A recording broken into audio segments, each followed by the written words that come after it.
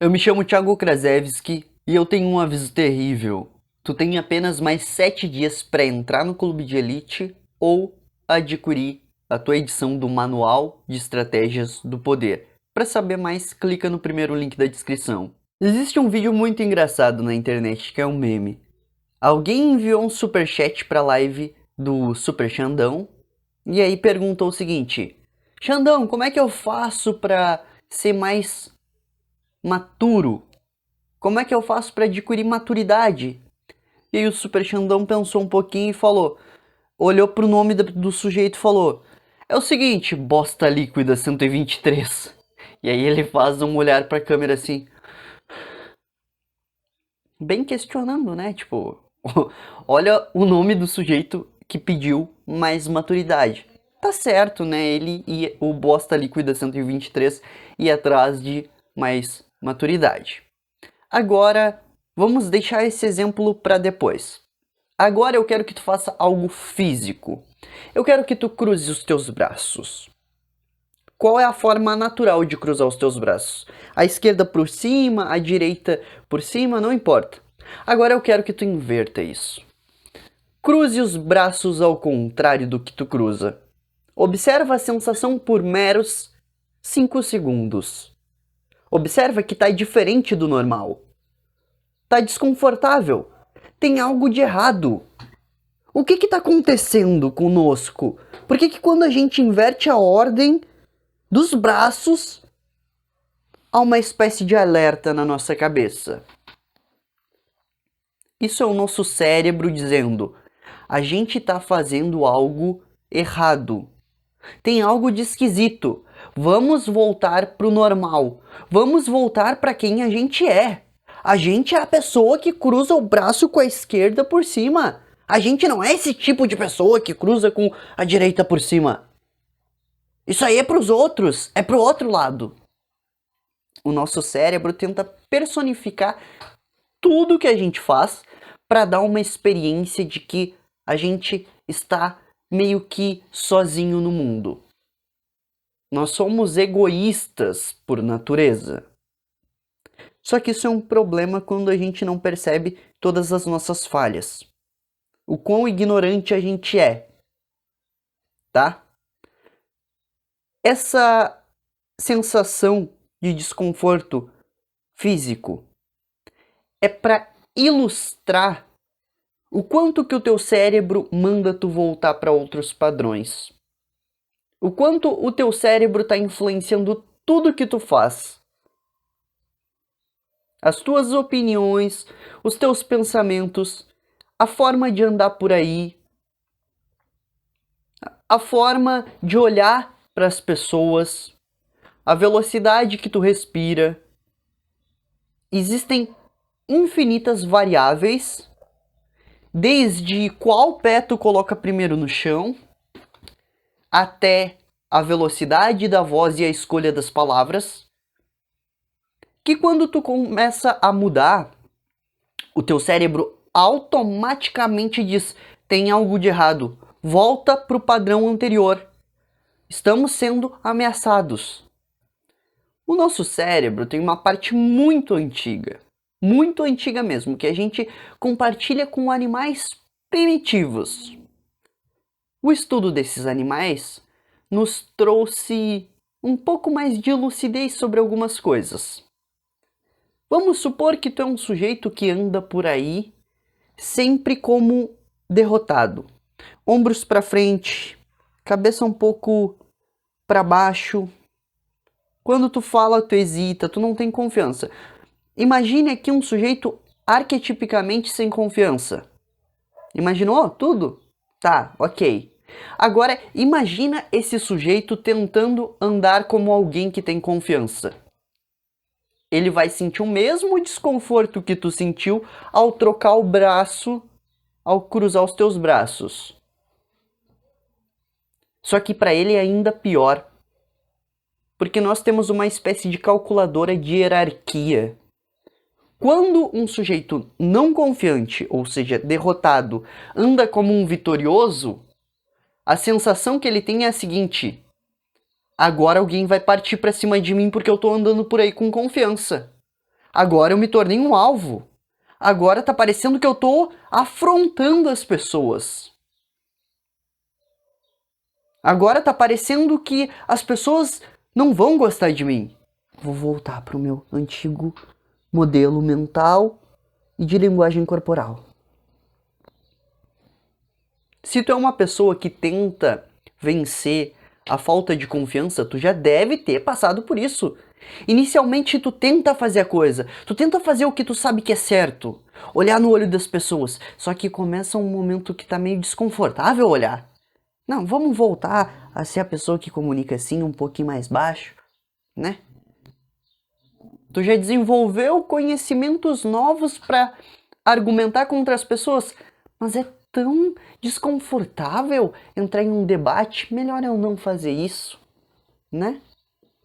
Cada vez que tu descobrir algo que tu tem que mudar e que o teu cérebro não criou conexões neurais para realizar de uma forma diferente, tu vai se sentir desconfortável. Por que isso acontece? Porque tu não tem uma preparação mental. Como que tu pode diminuir o tempo de desconforto, mas não vai aniquilar o desconforto?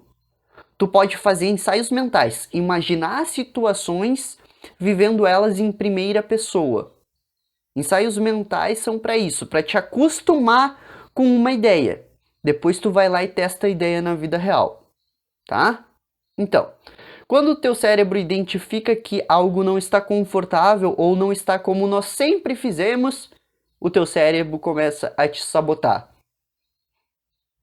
Tu vai dizer que isso não é pra ti, a tua família nasceu e é desse jeito, os meus pais lá atrás fizeram, então já era pra mim. Isso tem tudo a ver com maturidade. Vamos voltar ao Bosta Líquida 123. O Bosta Líquida 123 certamente teve que tomar coragem para pedir uma dica pro Super Xandão, tá? Só que se ele não tiver a consistência de enfrentar o desconforto, de ter atitudes diferentes, por exemplo, se o Super Xandão dizer, a primeira coisa que tu tem que fazer é parar de falar bobagens e usar nomes que vão causar uma péssima impressão para as pessoas. Ele pode dizer o seguinte: ah, mas a vida inteira eu sempre usei. Mas todo mundo na internet usa nomes como Bosta Líquida 123. Ele pode dar essas desculpinhas e não crescer. Não colocar o nome dele. Roberto, Antônio, Maria, Joana. Não importa aqui. Importa o seguinte: se o sujeito ceder para essa pressão de desconforto, ele vai voltar a cruzar os braços do mesmo jeito, falar do mesmo jeito, pensar do mesmo jeito. E aí ele perdeu para sua própria mente. Aprender a lidar com o desconfortável é o primeiro passo para maturidade. Tanto é que se algum dia tu tiver uma oportunidade de conversar comigo e eu perceber que tu tá fazendo piadinha das minhas coisas, eu vou virar as costas para ti e vou embora. Eu não vou perder o meu tempo tentando falar sério com alguém que tá fazendo piadinha comigo. Tu tem alguns defeitos, tu sabe que tem esses defeitos. Talvez tu ri demais, talvez tu nunca ria e aí não causa uma imagem de carisma para as pessoas. Talvez tu seja brincalhão demais e aí as pessoas não falam sério nunca contigo e tu passa a imagem de um palhaço. Talvez tu seja sério demais e aí fica parecendo alguém descalibrado socialmente que não entende uma piada. Talvez tu fale demais e aí tu não deixa as pessoas se expressar. Talvez tu fale tão pouco que as pessoas se sintam constrangidas com aquele silêncio constrangedor. Tu sabe dos defeitos que tu tem. E tu sabe que existe uma ação correspondente que, se tu treinar, vai eliminar aquele problema para ti. Só que a barreira a ser quebrada não é a ação. A ação tu já sabe. Tu já sabe que tem que calar a boca, tu já sabe que tem que olhar no olho das pessoas, tu já tá cansado de saber da tua linguagem corporal. A ação que tu tem que quebrar é este desconforto de fazer coisas diferentes. Eu tenho que cruzar sempre os braços assim. Eu tenho que sempre que olhar para o mundo assim. Eu tenho que sempre que falar com a mesma voz. Eu tenho isso, aquilo outro. Tu tá repetindo o mesmo dia por anos, fazendo as mesmas coisas, tendo as mesmas atitudes, os mesmos comportamentos, e tu exige resultados diferentes da vida. Tu vai passar vergonha, é óbvio. Tu já sabe o que tem que mudar. Bata de frente e destrua essa resistência. É tu que tá no controle da tua mente e não ela que tá no controle de ti. Até agora, ela tem possuído tu. Mas vamos inverter essa ordem e vamos nós possuirmos a nossa mente. Tá? Eu espero que eu possa contar contigo, meu imperador, ao menos para deixar um like nesse vídeo, porque nos outros vídeos tu esquece. Eu não vou deixar o like no vídeo porque eu sempre fiz assim. Começa com algo diferente. Começa hoje, ao invés de te sempre fazer aquele mesmo comentáriozinho. Primeiro a comentar, segundo a comentar. Pega um trecho do que eu falei e desenvolve um raciocínio em cima. Tenta fazer um comentário tipo: eu percebi isso quando tu falou tal coisa. Eu percebi algo. Tenta contribuir com um comentário diferente do que eu falei, discordando, concordando, tanto faz, porque vai fortalecer a tua mente. Tu vai parar um pouquinho para pensar. Claro, pausa o vídeo e aí faz o comentário, porque é assim que tu vai gravar essas informações melhor na tua mente, tá? A partir do momento que tu entende que certos comportamentos não são aceitos socialmente e te fazem parecer chato pra caramba, te fazem ser irritante perante a sociedade, este é apenas o primeiro nível de maturidade. Quando tu aprende o básico, se relacionar com grupos. O segundo nível, ele vai para o completo eu. Tu vai ter que ter um diálogo consigo próprio muito profundo, de um autoconhecimento extraordinário. Eu denomino isso hierarquias interiores, porque o Ítalo Marcilli denomina isso assim, tá? Esse conceito é do Ítalo Marcilli, eu não sei se ele pegou de alguém, eu sei que eu peguei dele. Hierarquias interiores são formas de perceber o mundo de acordo com a realidade e de acordo com as situações. Se tu chama de gênio, por exemplo, a Anitta, qual palavra tu vai ter que utilizar para Mozart? Que tipo de elogio tu vai ter para falar de um gênio de verdade? Se tu não aplica as palavras corretas às pessoas, acaba formando expressões vazias de significado. Qualquer um pode ser chamado de gênio. Eu, Mozart, Anitta, somos todos gênios. Aí fica difícil pra gente distinguir o que é um gênio de verdade e o que não é um gênio. O segundo ponto, além das atribuições corretas de palavras, é os sentimentos corretos às situações. Se tu chora igual um bebê porque o teu time de futebol perdeu, se tu chora igual uma criança porque no BBB o teu candidato preferido foi eliminado, o que tu vai fazer quando um ente querido vir a falecer? O que tu vai fazer quando tiranos chegarem ao poder e tentarem privar tua liberdade? Quando tu não atribui os sentimentos corretamente, tu parece desintonizado com o mundo. Se tu vê um cachorrinho morto porque um carro atropelou e dá uma risada, eu não quero ser teu amigo, tem algo de muito errado contigo. Se tu comemora perseguições políticas, perseguições ideológicas, tem algo de muito errado contigo. Se tu não sabe atribuir o peso correto para situações, tem algo na tua hierarquia interior que não bate com um ser humano normal. E tá tudo bem. Todos nós temos discrepâncias, tá? Por inúmeros fatores. Educacionais, culturais, genéticos, biológicos, etc, etc. Isso é comprovado cientificamente. Algumas pessoas são mais emotivas que outras. Algumas pessoas são mais racionais que outras, tá? Tudo tem algum tipo de fator. Mas a gente tem que aprender a lidar com o nosso próprio sentimento, né? E enriquecer o nosso imaginário.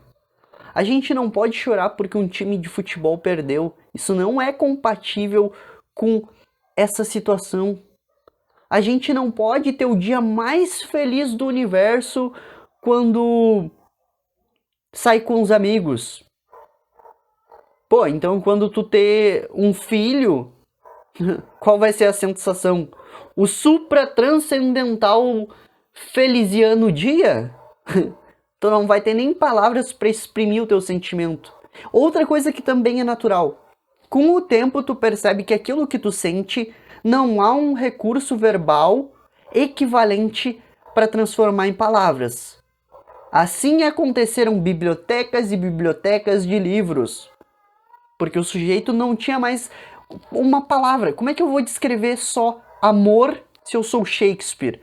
Como é que eu vou descrever vazio existencial e culpa se eu sou Dostoiévski? Tem que escrever um livro inteiro para tentar passar aquele sentimento para as pessoas entenderem o que o autor sente.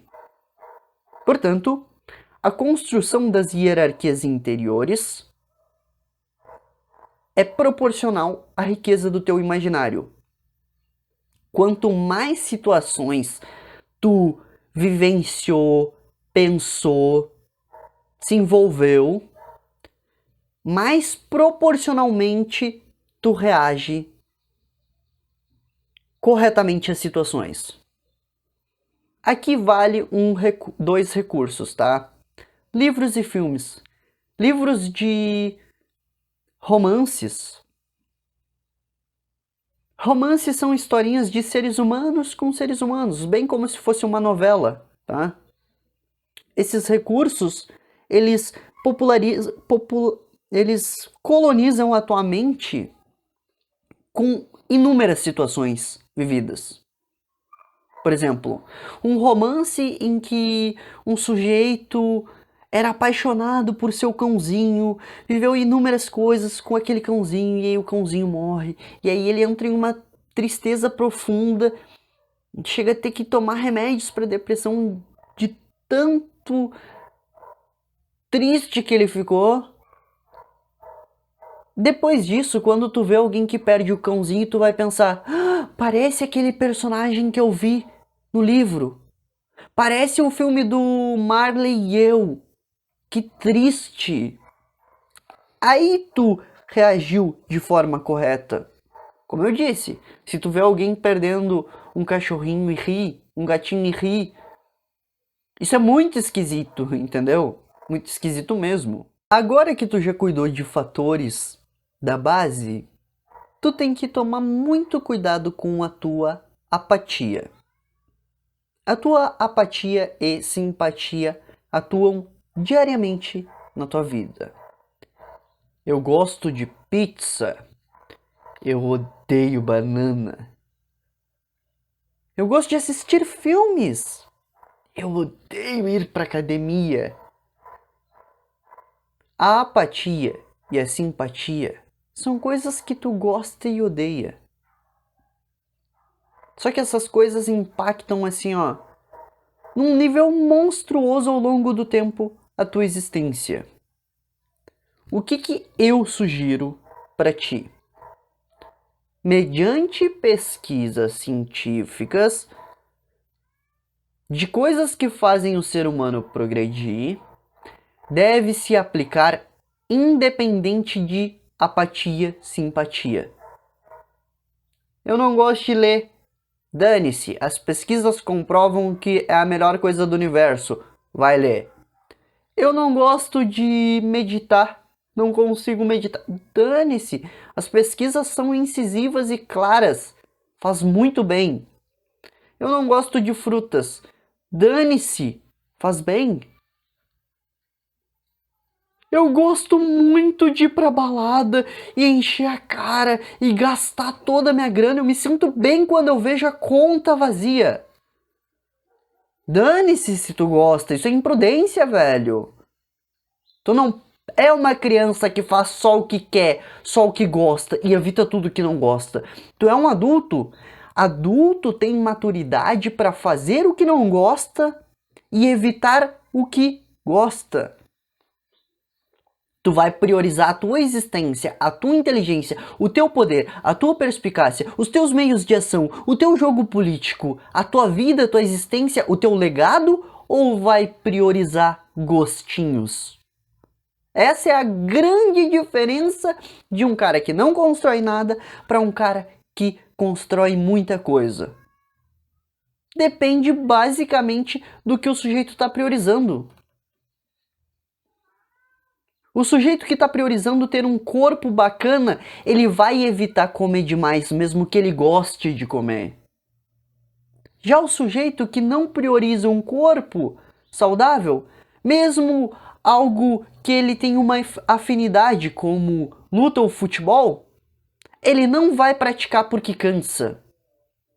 Mesmo que ele tenha afinidade. Quantas vezes tu viu sujeitos que gostam de boxe ou futebol e não praticam, só assistem?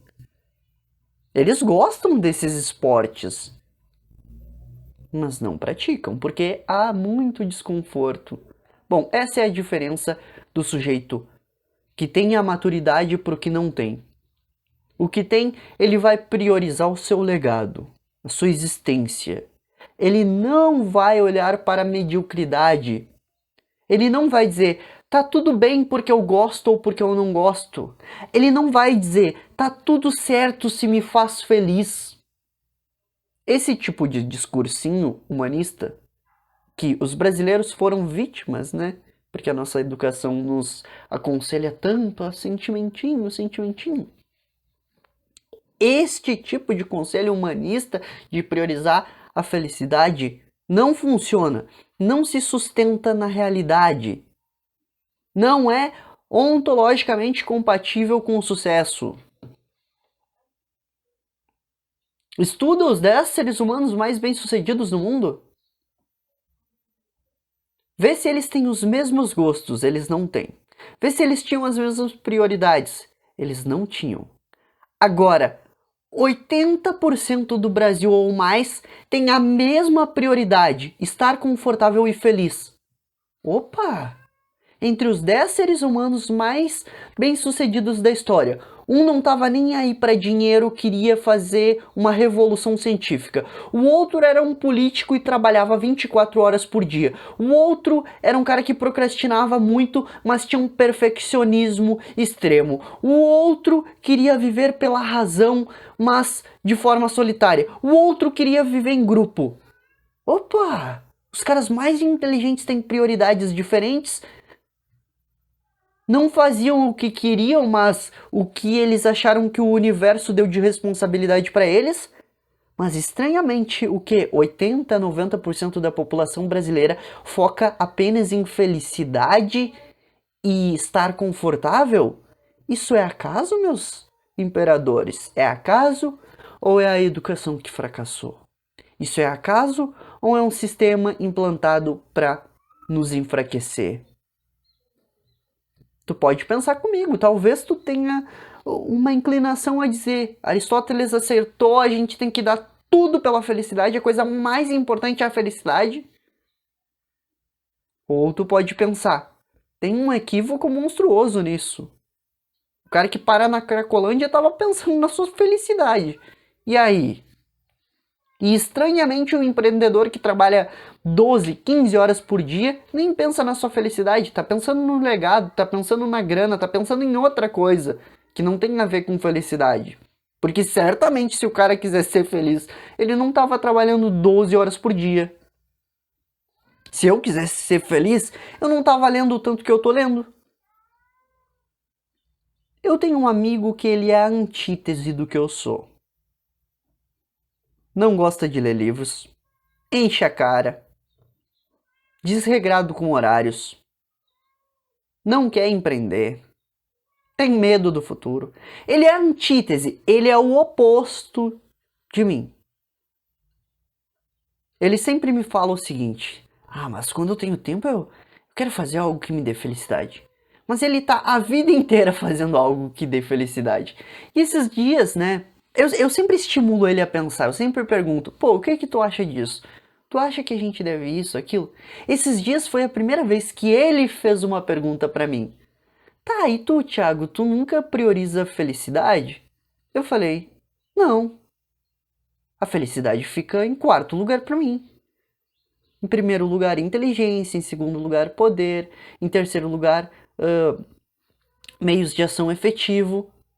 Em quarto lugar, só depois que eu já realizei todo o meu trabalho, toda a minha obra, todo o meu legado, aí eu posso pensar em relaxar.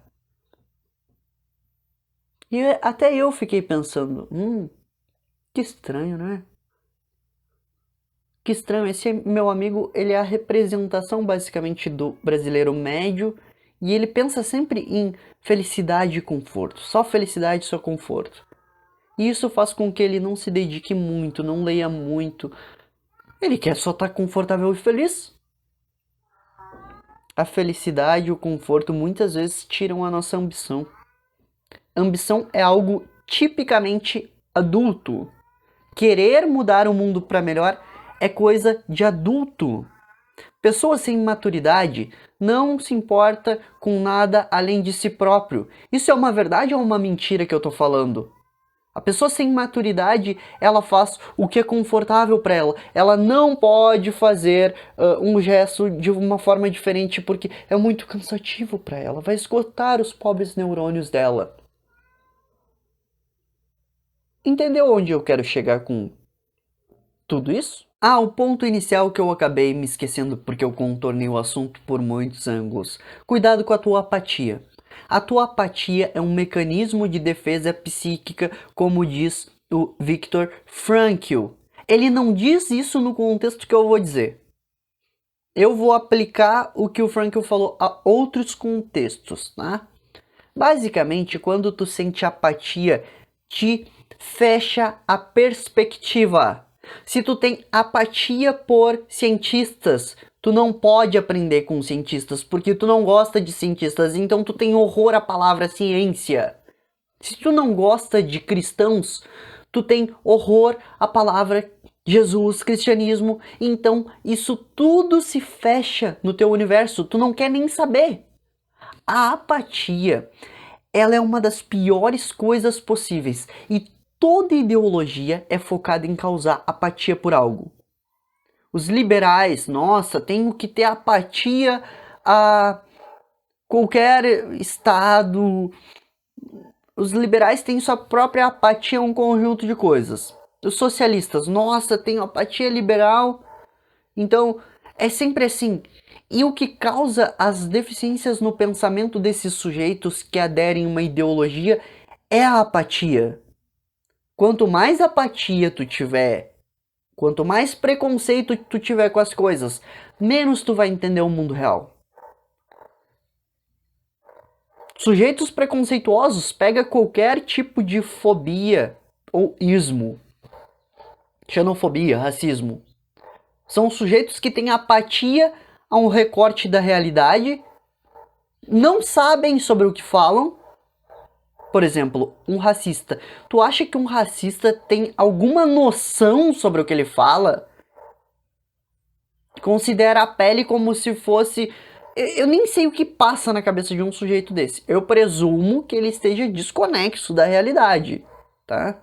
Então, ele tem apatia a uma coisa. Então, ele não consegue compreender aquela coisa.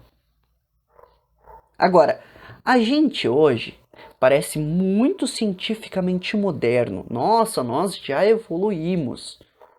Mas tem tanta apatia no mundo, tanto discursinho no mundo. Só trocou as apatias, meu querido. O mundo continua tão esquisito quanto era antes. O zeitgeist dessa época trocou as apatias, não são as mesmas de antes. Entendeu? E eu quero que tu tome muito cuidado. Muito cuidado. Todo discurso apático a algo é prejudicial para ti. Mas eu estou falando de todo discurso. Eu não estou recortando a realidade. O cara que fala mal de hétero, ele está sendo apático. O cara que fala mal de gays, homossexuais, está sendo apático. O sujeito que fala mal dos pobres está sendo apático. O sujeito que fala mal dos ricos está sendo apático. O que eu prego é a aceitação total de todos os recortes possíveis da realidade, removendo as barreiras e fronteiras humanas. Somos todos uma comunidade. Eu não separo o mundo por ricos e pobres, cor, classe social, sexualidade, o que faz ou não. Eu separo o mundo entre os gente boa e os gente má. Os gente boa são as pessoas que querem liberdade, inteligência, respeito, amor ao próximo, avanço, progresso, mas sobretudo respeito. Eu acho que isso é fundamental. Quando tu ama o próximo, tu respeita o próximo. Tu sabe que o próximo não precisa praticar os mesmos exercícios que tu, aderir à tua ideologia ou se tornar adepto dos mesmos pensamentos que tu. Existem os liberais e os socialistas gente boa. Existem os militantes gente boa que querem que todo mundo se respeite. Mas a grande maioria das pessoas na nossa sociedade pegou um recorte da realidade, seja conservador, seja progressista, seja religioso, seja cientista, seja o que for, e simplesmente criou apatia pelo outro lado e tá por aí disseminando apatia. E aí, esses distribuidores de apatia, que nunca vão entender porque que alguém é religioso, que nunca vão entender porque alguém respeita a ciência, esses eu chamo de gente mal, porque vai tentar nos obrigar a ser igual a eles. E isso eu não tolero. Isso eu não tolero. Cara, quer falar comigo sobre qualquer assunto no universo? Estamos aqui pro debate. Estamos aqui pra conversa. Nem debate eu tenho interesse. Não quero debater com ninguém. Não quero convencer ninguém de nada. Eu não quero convencer ninguém de nada. Quer vir conversar comigo? Excelente. Quer me obrigar a ser igual a tu? Sinto muito. Não vai rolar. Ah, Thiago, mas isso aí é hipocrisia. Tu tá falando pras pessoas um monte de coisa, um monte de dica. Não, eu não estou obrigando ninguém a seguir o caminho. Eu estou apontando, olha, se tu ler mais, tu vai ter mais QI. Olha, se tu fizer isso, tu vai controlar os teus pensamentos. Olha, existe um sistema, ele te quer fraco, ele quer que haja desunião entre eu e tu. Eu estou apontando, explicando, elucidando as pessoas. Segue este caminho quem quer, quem sentiu, quem disse a minha vocação é ser o melhor que eu posso. Os demais podem viver em um socialismo utópico, um comunismo utópico, um kibutz, uma competição capitalista e extremista, sei lá, o tipo de sociedade que queira viver. Vamos viver. Só não tentem convencer as pessoas de que a tua perspectiva é a única. O mundo é grande demais. O tanto de informações que existe para abarcar é incompatível com o tanto de vida que o ser humano tem e capacidades cognitivas. Portanto, lembrem-se dessa frase do Mark Manson. Todos nós estamos errados e quando a gente acerta, a gente só tá menos errado, mas não completamente certo. Por fim, eu noto o seguinte, ó, parece que a pessoa imatura, isso é uma percepção minha, eu não sei se condiz ou não com a realidade, no entanto, é meu dever explicar o que eu observo. Me parece que a pessoa imatura, ela tem uma mente, mas não utiliza a sua mente como ferramenta. Ela é utilizada por sua própria mente. A pessoa matura, ela sabe que não precisa pensar 24 horas por dia. Ela sabe que ela não precisa planejar 100% das coisas. Ela sabe que ela não precisa estar emocionalmente feliz o tempo inteiro. Ela sabe que existe uma série de coisas que são ferramentas mentais que não são aplicadas ao tempo inteiro, mas sim de acordo com a necessidade. Para suprir a necessidade, tu utiliza a ferramenta equivalente mentalmente. São muitas operações noéticas, são muitas formas diferentes de utilizar a mente. Em uma tu faz um estudo, em outra tu imagina certos cenários hipotéticos, em outro tu tenta lembrar daquilo que viveu, em outra forma tu faz projeções para o futuro. Existem formas diferentes de usar a mente. Isso é maravilhoso, porque tu tem tipos de problemas diferentes. Em determinados momentos tu não precisa utilizar a tua mente. E se em determinados momentos tu utilizar equivocadamente uma ferramenta que é incompatível com o problema que tu tem que solucionar, tu vai acabar errando. Se tu buscar na tua experiência pessoal ao invés de na literatura científica, por exemplo,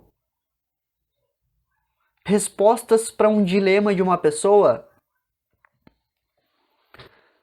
talvez tu se saia melhor.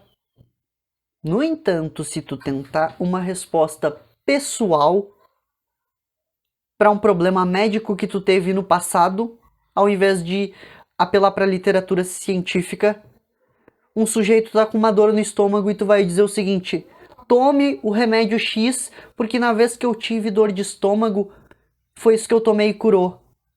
E aí, se o sujeito tá precisando de uma cirurgia porque ele tá tendo ali uma está estourando um apendicite.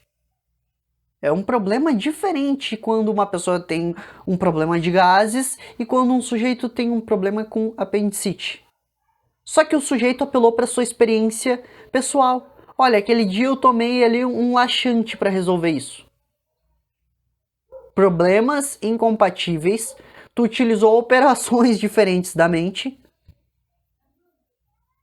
Ao invés de pensar com a razão, tipo, o que a gente tem que fazer quando tá doente? Tem que ir num médico para ele resolver isso. Não, tu apelou pro o que eu fiz quando eu estava doente. Se tu utilizar a operação mental errada, tu pode ferrar a tua solução de problemas, entendeu?